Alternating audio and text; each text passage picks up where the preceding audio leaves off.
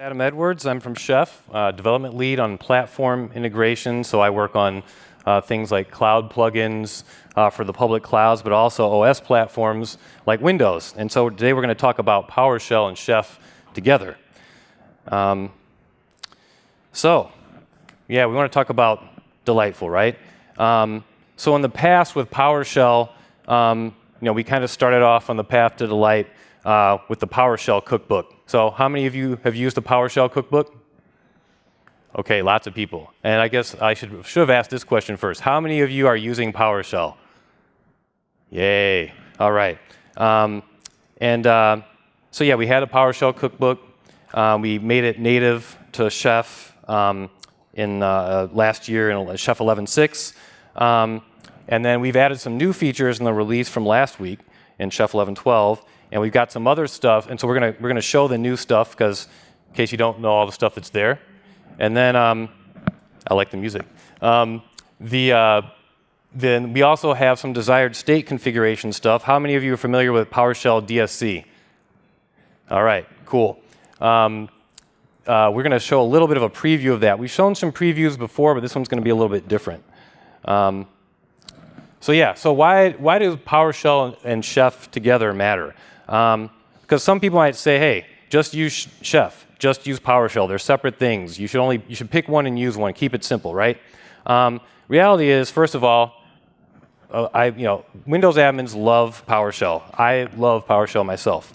You don't want to take a great tool and say, well, you got to toss that aside, something that's as powerful as PowerShell.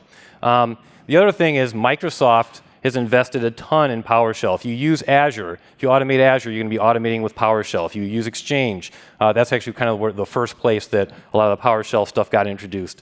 You use PowerShell for just about everything, and Microsoft has now invested so much, like that is the way to do things. If you're new to Chef and you want to be productive fast, it's nice to be able to reuse some of the stuff you have from PowerShell. So we don't want to just make you learn Chef raw right away. Reuse some of the stuff you have. And reality is, if you're using Chef, some of the existing patterns in Chef, like if you use the script resources, you can use the bash resource or other resources in Chef. There's already a concept of using the shells in Chef. So, and the other thing is, PowerShell pretty much reaches down pretty low into the OS and into applications. So you don't have to compile some C or do some C#. You can just use PowerShell without having to do all that. So powerful tool. Looks like we should find a way to leverage it in Chef and make things delightful. So the past journey, like I mentioned before, we started off in 2011 with the PowerShell cookbook. Last year, we added the native PowerShell script resource. If you're not using the PowerShell script resource yet, please use it.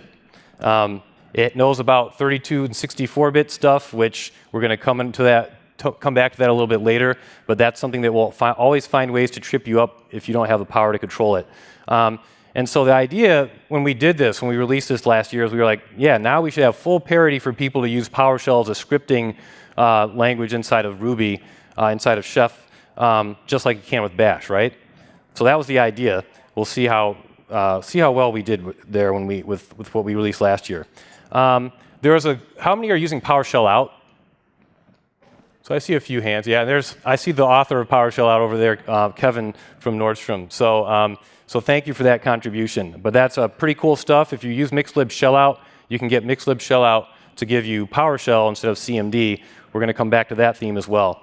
And then 2014 so far, we've done. We released the PowerShell 4.0 earlier in the year in the PowerShell cookbook. So you can use that cookbook to get PowerShell 4 on your systems.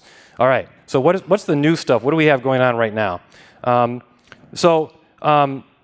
We did some stuff in Chef 11.12 so that guards would work smoothly. I'm curious, how many of you have wanted to use PowerShell in your guard expressions and had some difficulties with that? Anyone? All right. Well, that's good. I saw Julian. There are some things that you can run into and you may not realize it. Guards can be notoriously difficult to debug. So if you're not familiar with what a guard is, it's just a way of providing idempotence for resources that are kind of black boxes and opaque to Chef. So the Chef resources that are native to Chef, they know like when the current state is correct and they don't need to do anything to the system. So if the file is already there, it's not going to go copy a file and mess with the system. With script, it's a black box that you provide to Chef. You say, Chef, run this script. That script might format a drive. It doesn't know that it's going to do that. It's just going to run the script blindly. What you'd probably like, maybe you want that drive to only be formatted if the drive is not yet formatted, right? Because you don't want it to erase what's on there. So you want it to know, hey, don't do this if the drive's already formatted. You could put that logic in the script. That's what a lot of people do. In Chef, you can put it in a guard expression, and that way you can have it test to see if you've already got the drive formatted. So that's what guard expressions are for. I guess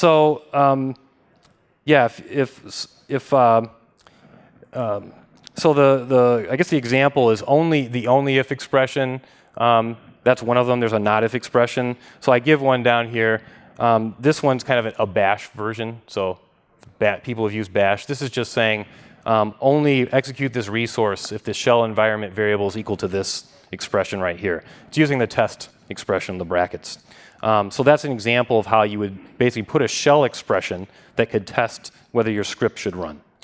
All right, so let's look at how you would potentially use guards with PowerShell. So this is something that I think looks pretty reasonable.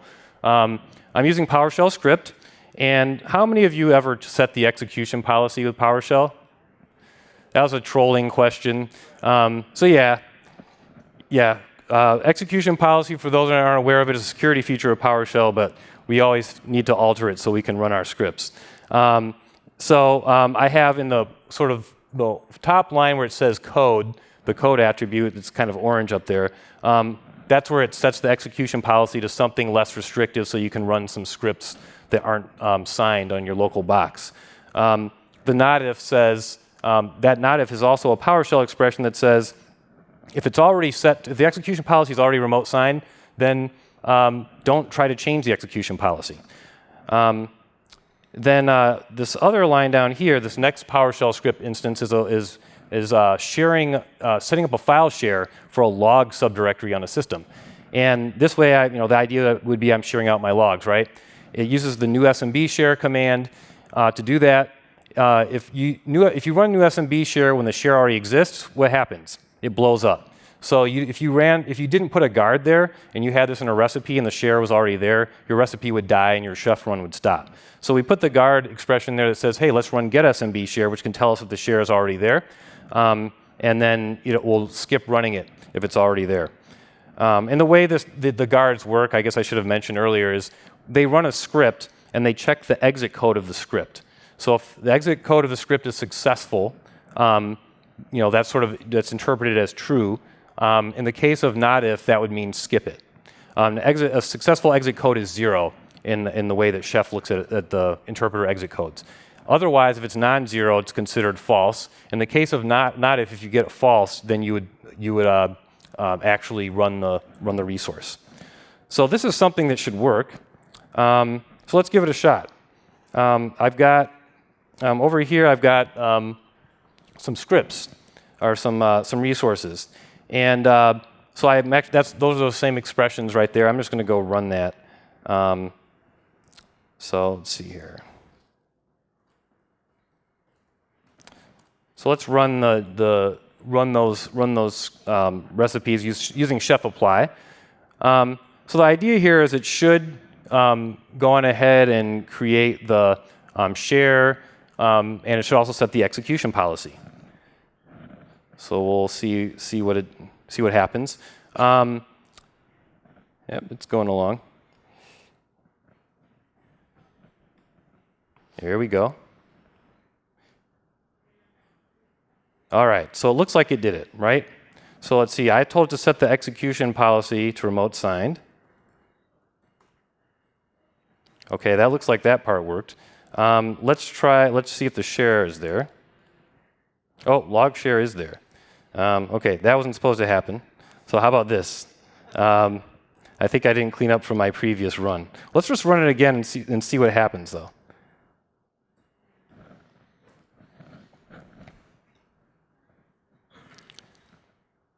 Yeah. So we ran it once, and it did all that stuff, right? So let's run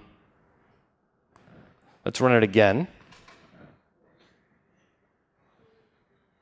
Okay, so now we ran into a problem. And actually, the log share was supposed to work, but the execution policy wasn't. But anyway, so it failed because it actually tried. If you can look at the error over here, it says that the share has already been shared. So that's kind of what I was saying. Was we were supposed to protect against that. It wasn't supposed to try to run new SMB share again, but it did. So it's like my guard expression didn't work. So that's kind of weird. It turns out, actually, the reason for that, well, there's a weird reason for that, but what ended up happening is that actually it's always going to run those expressions. Those expressions are always going to return false if you do some debugging here because of this. So it actually wasn't running PowerShell when I ran those expressions. It was really running CMD. So it passed new SMB share to CMD, and it passed get execution policy to CMD, and it ran those. Well, CMD is going to return a failure code, and when you give that to not if, that means go ahead and run this resource. So those things did execute. So I guess we got the results we expected. It ran both of them, but yeah, it wasn't what we wanted, right? We wanted it to run PowerShell. That's what I was expecting. But that's okay, because I can fix that, okay? So here's my fix. We're just going to run PowerShell ourselves. So I'm just going to put PowerShell there and do some no profile, because as you guys might have seen in my little command shell there, I have these really cool profiles and crazy colors and stuff. So I don't want to run all that stuff every time you start a shell. And then I have to set the execution policy, because otherwise it may not run my script. And then I can pass it the rest of the thing after dash command. So let's go do that. I think I have that here. Yeah, so this is the script. So hopefully this one will work, right?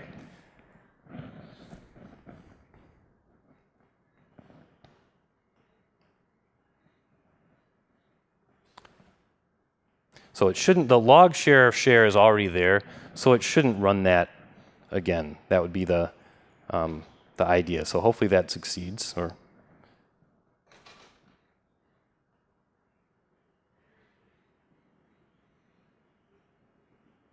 Oh, failed again. Okay, so yeah, so that's weird. I thought we fixed this. So I actually was writing a script like this, or a recipe like this, and so I ran into the problem. So then I went ahead and debugged it, and it turned out to be another instance of 32 64-bit fun. So here's what I mean by that. So let's go over to this is a 64-bit shell, and I'm just going to say, this is the command I was using for the guard expression. I'm going to execute it, because I'm expecting that it's going to return something successfully, right? That's a non-error condition. So that's what I expect in this case. Now I've got a 32-bit shell over here. So let's just see what happens when I run get SMB share. Let me actually give it the argument. So in the 32-bit command shell, there is no get SMB share. I have no idea why. I think I mentioned this, I sent this along to Jeffrey Snover, and it sounded like he wasn't aware of this happening this way either. So yeah, I'm not sure why that is, but anyway, you can't use get SMB share in 32-bit shell. Now, what does that have to do with what happened here? Well, it turns out that, as a lot of people have sort of noticed, Ruby itself that runs Chef is 32-bit. And so when it runs the guards, it's actually going to start a 32-bit CMD to run the guard expression. And then that, in turn, even with our little trick that we were running before, is going to run a 32-bit PowerShell, and then get SMB share won't work, and then the guard runs, and then it tries to do new SMB share, and then we're sad. All right. So fun times. But here's the solution up here. How many of you have used sysnative before? Yes, all right, there's some people familiar with this evil. Great. So yes, sysnative will let you run, if you're in a 32-bit process, it lets you run the 64-bit stuff. So that's what we're going to do here. And I think that actually will then work. Let's, yeah, this is my good old sysnative one. So what we are hoping is that it will skip both actions because it knows the execution policy is set correctly and SMB share is set correctly. And it actually turns out there's a problem with, there's also a problem with the execution policy part. For the demo, I didn't set the 32-bit stuff up, but it's basically going to read the 32-bit execution policy when you're trying to set the 64-bit one. So if I had set the 32-bit one correctly, you would have also seen the failure. But anyway, so here now we've got a solution, right? So we fixed this. So this is great, right? This is what I want to put in my recipes. I don't know about you. All right. So, yeah. So how many people run Edlin? Yeah. Okay. Some people don't know what Edlin is, and you should be happy. Anyway, yeah. So we have this really simple PowerShell expression, like especially in the case of get SMB share, right? And we had to put all this boilerplate in. I mean, why? And so then.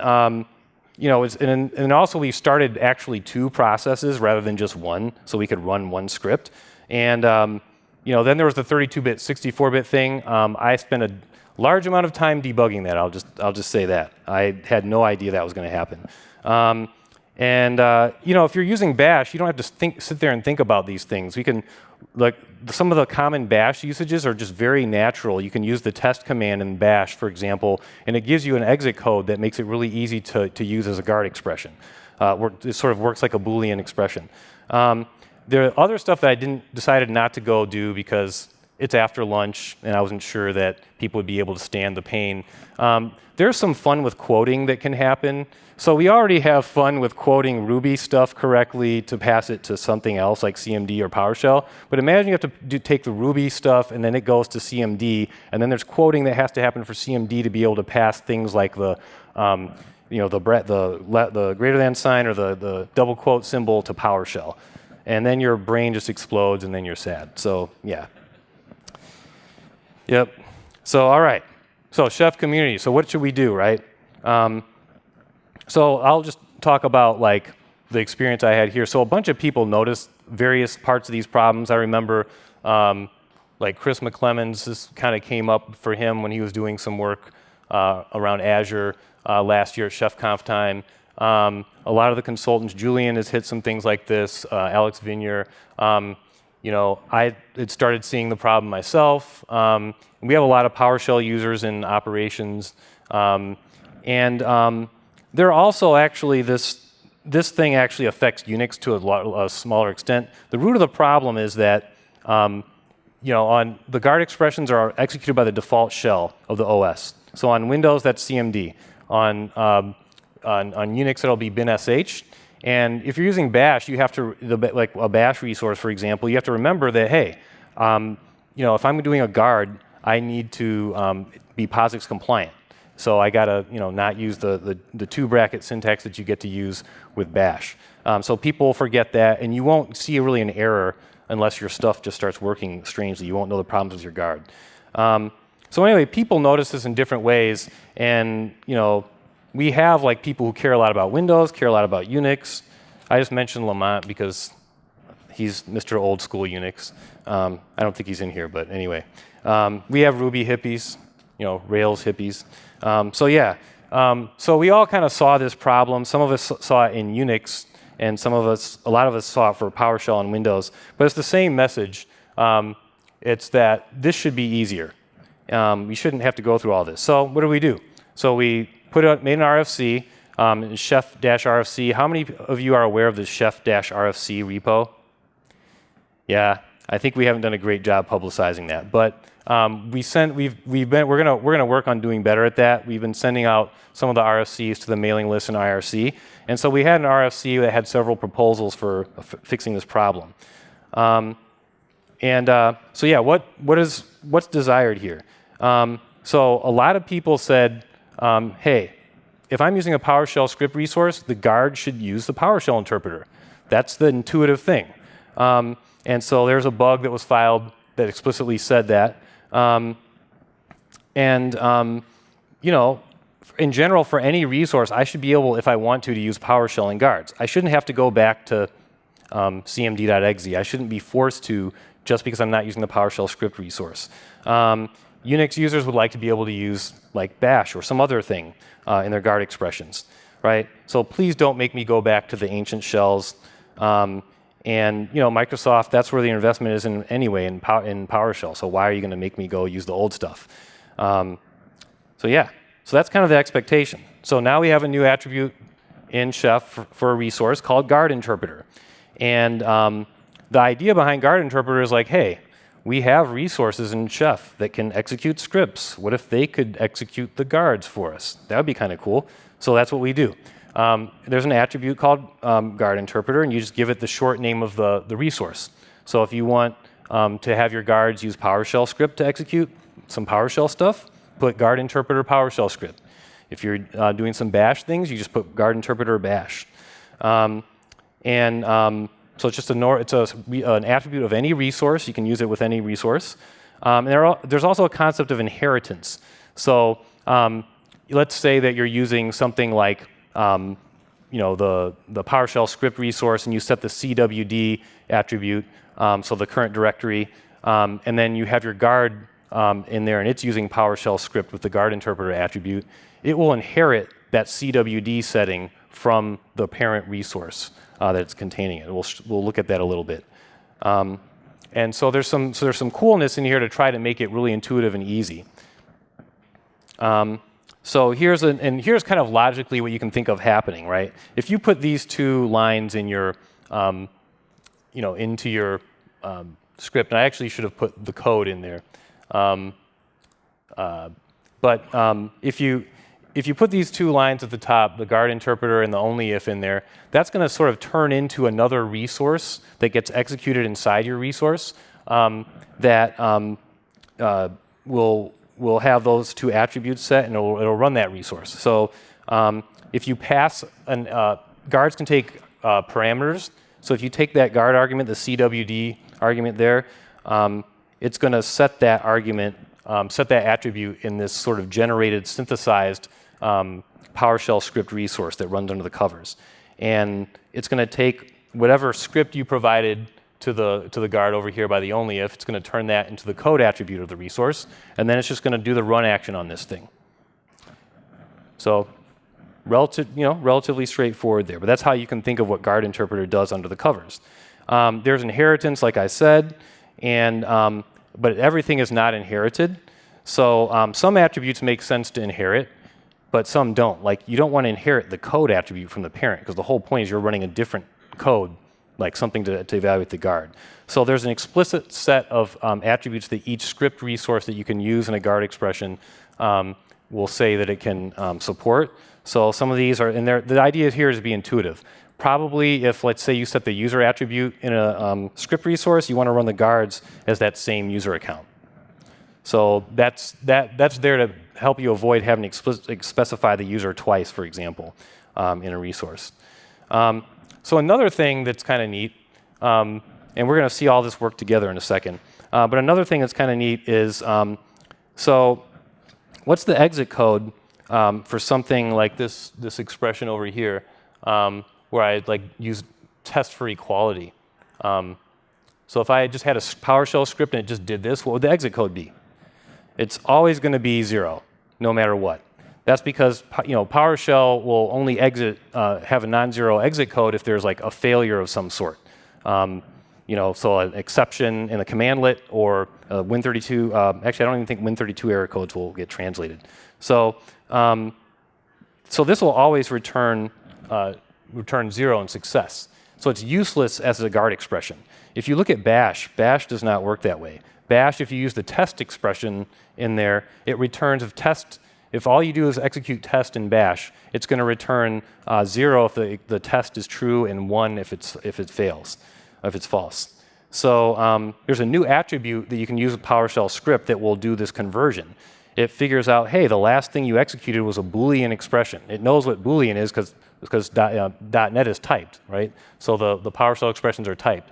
If the last thing is Boolean and there were no errors, it's going to go then turn that Boolean expression into a 0 or 1 exit code to indicate success or failure, which is what the chef expects for knowing whether or not to evaluate whether to say the guard is true or false and whether to evaluate the resource. All right? So here's sort of an example. These two fragments here are essentially the same thing in bash resource and in PowerShell. So we'll execute the bash one. So this, if you look at this, what this guy does, this is going to say, hey, copy this, make a backup of this file in this nodes.json if the backup file doesn't already exist. That's what it does. So here it did that in bash. And we'll just do it one more time. So this time it shouldn't run, right? The backup file is already there, and so it should skip it, and that's what it did. Okay. Now, if you look at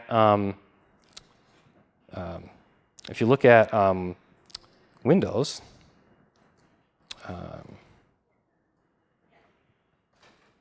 so we're going to run this same thing in Windows. We're going to run that ladder expression over here. It's not going to. It should succeed the first time. It should actually execute it. It takes it a little while, but it'll run it. But what's going to happen the second time, right? So if you look at what I put here, or actually this is the good way. Sorry, let me show you the original way.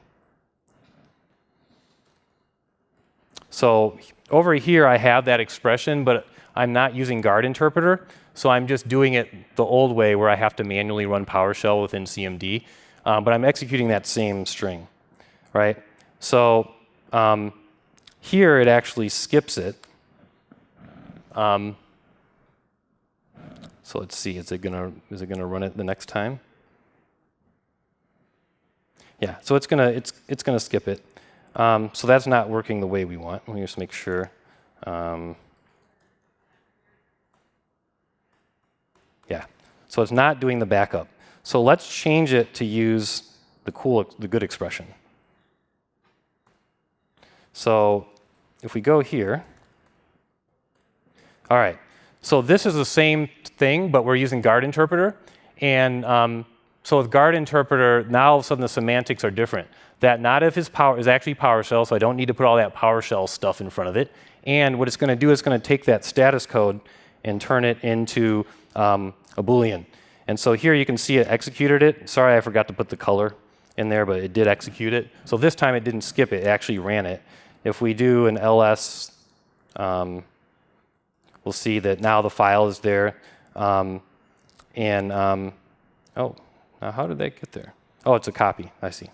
And then, so let's go and run it again and see if it copies it. Make sure that the idempotence actually works.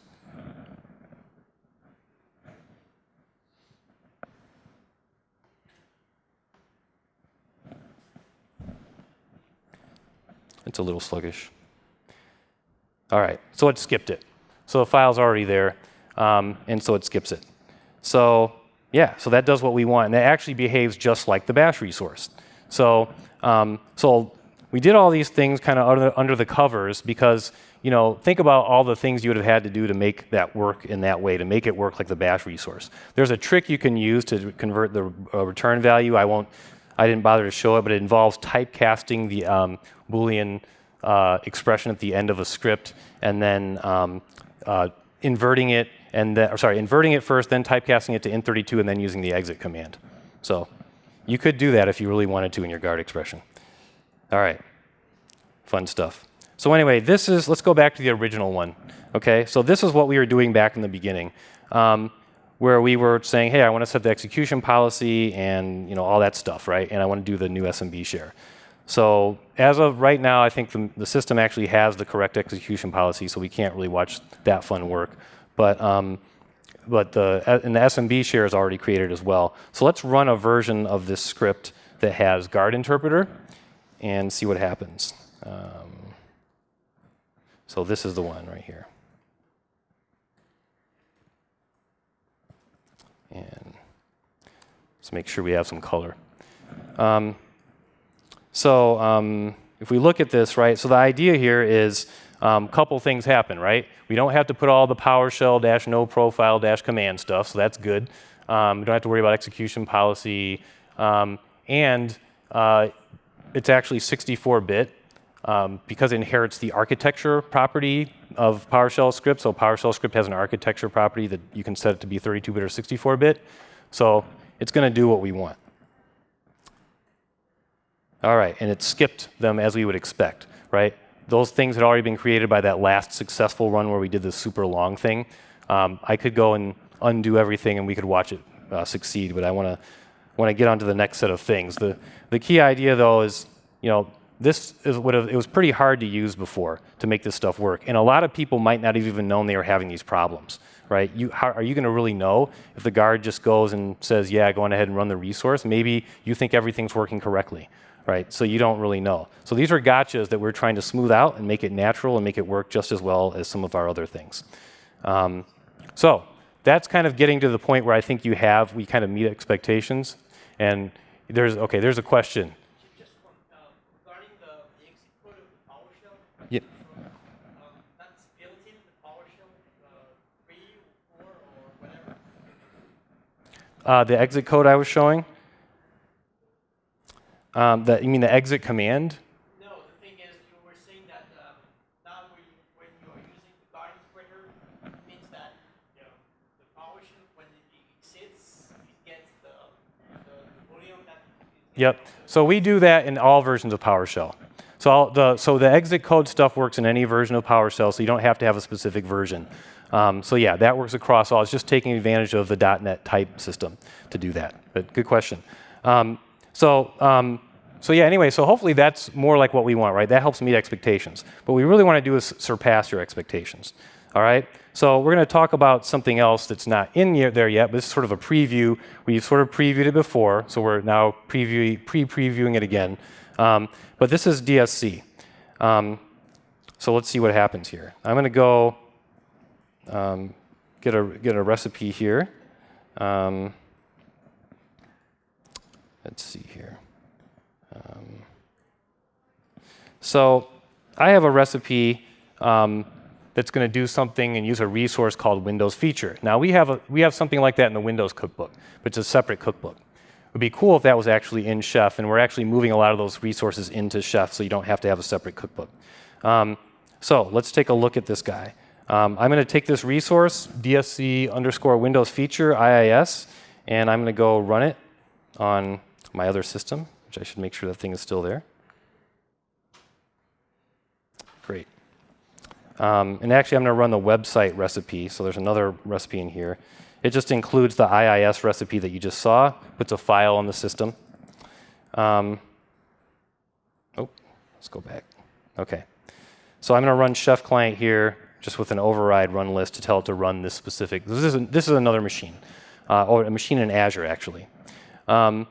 So this is going to go and set up IIS on the box, and it's going to be idempotent, but it's doing some interesting things.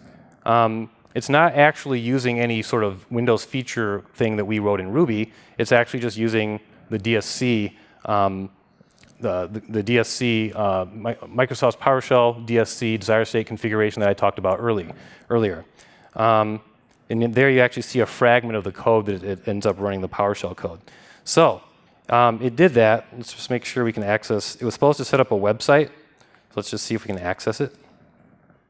OK, cool. So there you go. It made a website show up by copying a file over and setting up IIS. Great. And that's a demo we kind of did before. So I know like people who've seen that demo would say, oh, yeah, I've already seen that.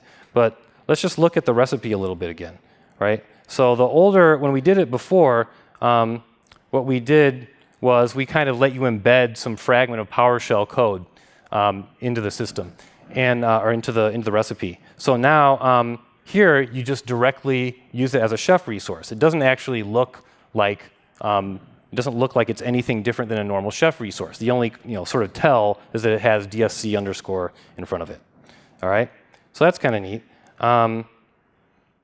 Yeah, so I'm going to sort of skip by. If you're not familiar with DSC, just so it's clear, DSC is new DSL is part of PowerShell as of PowerShell 4.0. Very cool stuff, right? It's a domain-specific language. Idempotent primitives that model system resources, convergent configuration model. Guess what that sounds like, right? So, here's a little bit of an example of what you would do if you're writing native DSC in PowerShell. I'm going to kind of go by that because we're short on time. But, right, it's very familiar. It looks like Chef. And there are resources that sound very much like Chef over here. So, cool stuff, right? So, what should happen here? We have two dueling systems doing the two of the same thing, duplicating effort and things like that. Well, we don't want to do that, right? Are you expecting that we're going to go down that path? We want to kind of exceed your expectations. So one thing that was interesting in the talk from the first day when Mark Rusinovich was speaking and showed sort of the Linux and Chef integration on the Azure portal, a lot of people sounded like they were surprised to see that integration. It kind of like blew their expectations. Now, Linux on Azure is pretty common. It's been around for a while. We've been working with it on Knife Azure, but it was cool to see people be pleasantly surprised. And so we kind of want to do the same thing here. We want to go past these kinds of expectations here. So what we really want to do is work with the DSC stuff that's in Windows. Because if you have all these resources in Windows exposing things, why can't Chef use them, right? So it's got all the things that Chef needs to be very successful. It supports idempotence. And all we need to do is just turn it into a Chef resource. The best thing is Microsoft is releasing a flood of DSC resources. They went and released like some, 30 or 40 in the last, since the first DSC release last year. So now there's like 50 DSC resources. So let's go back to the system really fast, and then we'll wind this up. This is the Azure system. So I can use the get DSC resource command to see some of the resources that are available. So there's about 12 there, 10 or 12. But I'd like to get some more. So here's what I'm going to do. I have a recipe that will go and get some more. It actually goes, it's going to go get a zip file from Microsoft's website, and it's going to go unzip it. And this zip file is a bunch of resources in the DSC Resource Kit. These are resources that Microsoft has just released. Like I think the update was like March 28th. So it's going to unzip this file. And it's actually, sorry, one thing I should have mentioned, this DSC underscore archive thing, this is a DSC resource. How many of you have used the zip resource in the Windows Cookbook? How many of you have had problems with it? Yeah. It's great that it downloads something from the internet, isn't it? So this is, if you have DSC on your system, you have this archive resource, and with our integration, you can use it from Chef. So that's what I'm doing here. And so it finished running this thing. So I'm going to go do get DSC resource here and see what happens. Right? The idea was that it should have gathered these modules, and there you see it scrolled past a bunch of resources that are in DSC. So like some of them are like clusters, domain controllers, VHD management, like tons of stuff, right? And guess what? Now these are all Chef resources. All this stuff, I can now do it from Chef, right? And you didn't have to wait for us to go, well, we have to release this integration. But after we do that, right, you won't have to wait on us to go do all this, get all these resources in. So anyway, we're pretty excited about that. It's great to see we get to take advantage of all the stuff that Microsoft's doing. And yeah, so I think that about sums it up for me. I would say go on ahead and go learn about DSC. Go use the guards without fear. All the scary stuff should be going away. If you learn DSC, you're now kind of learning Chef to some degree. The app properties in DSC are just attributes in Chef. Resources in DSC are just resources in Chef. It's really easy to do the translation. And yeah, you can be safe, free, peaceful, content, like Adam was saying this morning, and you can have delight. Thank you very much, everybody.